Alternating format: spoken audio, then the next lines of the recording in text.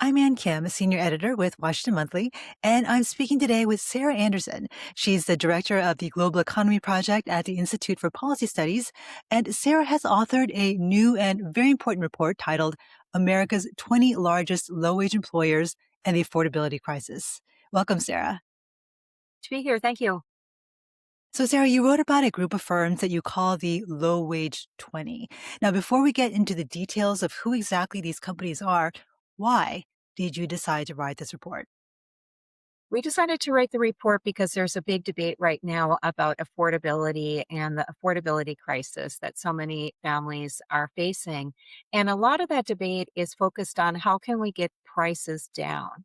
But it's just as important, we think, to look at the other side of the affordability crisis, which is the problem of wage suppression. There are so many workers in this country who's had stagnating wages for many years, and if their wages had been rising along with rising productivity over the past several decades, we wouldn't have an affordability crisis right now. So we decided to zero in on the 20 largest US corporations with the most low wage employees in the United States. Mm. So explain kind of briefly how you decided who these companies are. Like, what exactly did you look at to qualify for them for this, dubious honor? Yeah. They are all S&P 500 companies, so they're all big players in the economy. And every year, companies have to report their median worker pay to the SEC. So we pulled out the ones that had the lowest median pay and that also had a majority of their workers in the United States. Mm, And that's the okay. low wage money. And collectively, they employ how many people in America? About 6.7 million people. The two largest, people can probably guess, are Walmart and Amazon. They're both in the low wage 20. Mm, okay. All right. So let's get into it. Who are the companies at the top of the list? What do they have in common as far as industry sector? And you mentioned two of them already, but maybe round out the top five. Yeah, well, retail dominates the list. There are also companies that run hotel chains that do meat processing, and there are some food service work companies like Starbucks and Chipotle on there. Mm, okay. One thing that is important to explain, and when you're talking about the low wage employees, you note that many of these workers have to be on Medicaid and SNAP. That was a big part of the analysis. Can you talk a little bit about the reliance of so many workers on government programs for their basic needs, like healthcare and food? Absolutely. I mean, this is a big issue right now because Congress just passed historic cuts to Medicaid and SNAP. And it is outrageous that so many employees of these huge and very profitable corporations earn so little that they've had to rely on these programs. And now we'll be facing even greater hardship. So, our argument is that, now it's more important than ever that these companies start paying a living wage. And of the 20 low wage 20 companies, 15 of them had median pay, meaning half of their workers make less than that amount. They had median pay that was lower than the income limit for qualifying for Medicaid. Um, 13 of them had median pay that's lower than the limit to be eligible for a family of three to be on SNAP food aid. And so when companies are allowed to shift so much of their employees' just basic costs of living onto taxpayers, that means we are subsidizing these low wage poverty models. And so we really all have a stake in insisting that in the world's largest, most wealthy country, nobody should be working and still having to rely on public assistance.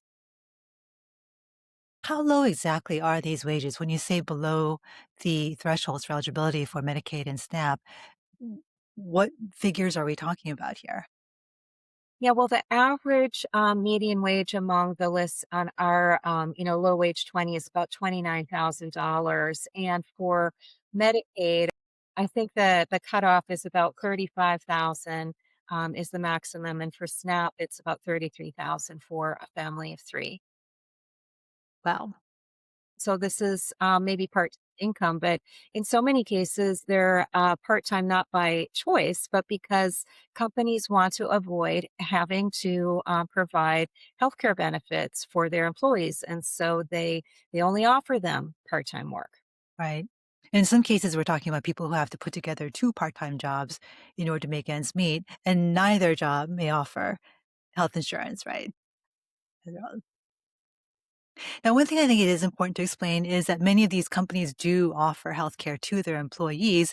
It's just that, as you point out in your report, the lowest paid employees aren't covered. They can't afford it.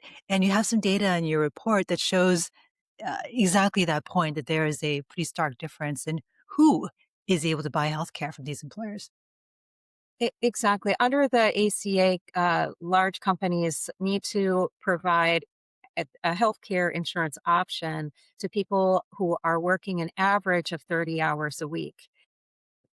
We couldn't figure out exactly how many of their employees are making less than 30,000, but, another really interesting source of data is that there's a handful of state governments that have disclosed, how many of the employees of major companies in their states are on Medicaid or SNAP, and that's where it's undeniable that, Walmart and Amazon come out on top. I think in the 4 states that provided data, Walmart had over 10,000 of their employees were on SNAP benefits. Nevada is the only state government that reveals those kinds of Medicaid numbers. And again, Amazon and Walmart were at the top. Amazon had about 48% of their employees in Nevada are on Medicaid.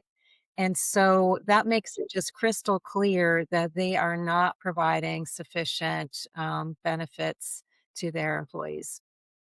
Yet at the same time, these companies have generated quite a few billionaires, right, among their leadership.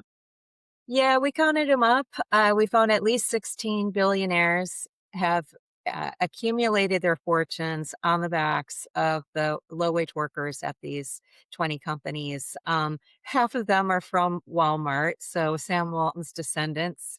Many of them are billionaires, but you've got Jeff Bezos and his ex-wife at Amazon. There's two from Tyson Foods. There's one, I think, at Home Depot and Chipotle and several others, making up, 16 billionaires who you got to wonder how they feel about the fact that their massive fortunes are associated with this poverty wage model that their companies have employed to really extract wealth from people at the bottom and funnel it up to people at the top. Yeah. Now, you mentioned earlier in this conversation some looming cuts to SNAP and Medicaid. What do you predict are going to be the impacts of these cuts on these low-wage workers as you write about in your report? Yeah, it's really scary. People are already struggling with high costs for things like housing and transportation. And on top of that, now there are these massive cuts coming out of the so-called uh, big beautiful bill to Medicaid and SNAP. One part of the reforms that were passed last year is much tighter work requirements. And you'd think, oh, well, these workers won't have to worry about that because they're working. So obviously, they should meet the work requirements to be eligible for SNAP and Medicaid. But the thing is, the bill just piles on so much red tape, just trying to bury people in bureaucracy that even the official government projections for how many million people are going to lose these benefits, it's based on the expectation that many working people just won't be able to get through those bureaucratic hurdles, even though they otherwise qualify. Yeah, I've heard it said that these are not work requirements so much as paperwork requirements, There you right? go. Yeah, yeah. Now, your report offers a menu of policy solutions, which everyone should absolutely read. But I want to ask about one solution in particular, which is to limit stock buybacks. And I want to ask about that because I think that's an issue that a lot of people aren't really as conversant with as are maybe some of the other solutions in your report. So, can you give a brief explanation of what exactly stock buybacks are and how they have such a damaging impact on worker wages? Yeah, thanks for that question because this is like the number one CEO pay scam that corporations are using right now. And that is they take corporate profits and instead of putting that money into raising worker pay or other long-term productive investments, they use it to repurchase their own stock on the open market. And when they do that, that diminishes the supply and drives up the value of those shares. CEOs get the vast bulk of their compensation in some form of stock based pay. So it is a financial maneuver to artificially inflate the value of their shares and through that to inflate the value of their CEO pay. And it's just like I said, it's the biggest scam. And it shows that it's not that these companies don't have the money to raise their worker pay. It's just that they have preferred to waste it on stock buybacks to enrich their CEOs and also their wealthy shareholders. And if you break down the numbers, just the amount that these 20 companies, these 20 low wage companies spent on buybacks last year, they could have instead lifted a million employees who are currently making the average median pay for these companies up to the level where they could afford a two-bedroom apartment. At some of the companies, the numbers are just even more crazy. Lowe's and Home Depot, they've just become like stock buyback machines. With the money they've been putting into stock buybacks, they could have about doubled their worker pay. And these are big companies with hundreds of thousands of employees. And instead, they're just using this financial trick to inflate their CEO pay. Wow. And what do you recommend as a way to limit this maneuver? How would you disincentivize? There was a step forward during the Biden administration. They introduced a small tax on stock buybacks.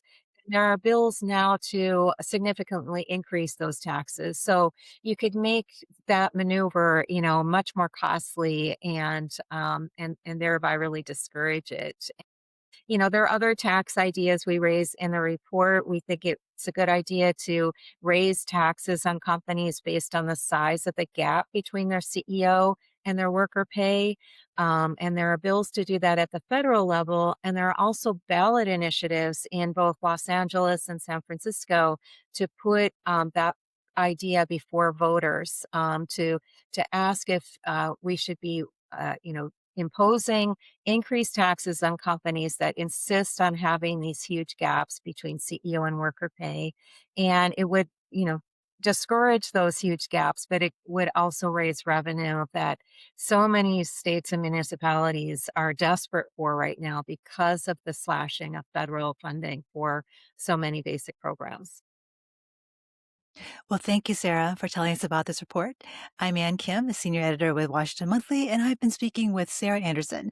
She's the director of the Global Economy Project at the Institute for Policy Studies, and her new report is titled America's 20 Largest Low Wage Employers and the Affordability Crisis.